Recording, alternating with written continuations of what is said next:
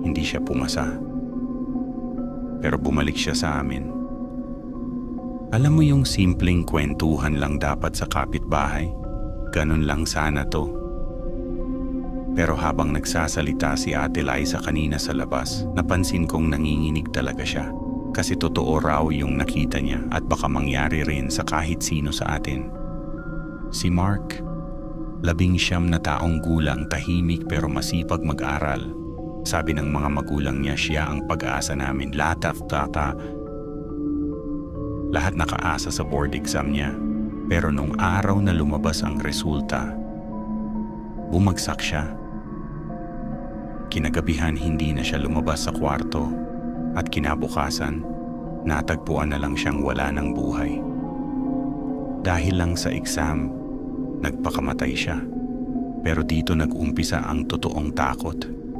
1 linggo pagkatapos ilibing si Mark, napansin nilang bumubukas ang ilaw sa kwarto niya kahit walang tao. Akala ng pamilya, wiring lang. Pero isang gabi, si Ate Liza, nakikitulog sa bahay nila, nagising dahil may umuungol na parang humihikbi. Basa ang sahig na parang may tumulong tubig. Pagbukas niya ng mata, may nakita siyang nakayukong lalaki sa sulok ng kwarto, nakatalikod, nanginginig ang balikat at parang may hinihilang lubid sa leeg nito. Dahan-dahan itong tumingin sa kanya. At sa liwanag mula sa labas, kita niya ang mukha ni Mark. Namutla, namaga ang leeg, at umiiyak habang paulit-ulit na sinasabi, "Hindi ko sinasadya, ayoko pang umalis." Tumakbo si Ate Liza palabas pero bago siya nakababa, narinig niya ulit ang boses. Hindi na umiiyak, kundi galit.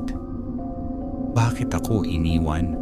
Simula noon, kahit sinong dumadaan sa kwarto ni Mark ay parang may biglang mabigat sa dibdib. At may boses na paulit-ulit na bumubulong. Sana pumasa ako. Kung ikaw ang naka-experience nito, ipapabless mo ba agad ang kwarto?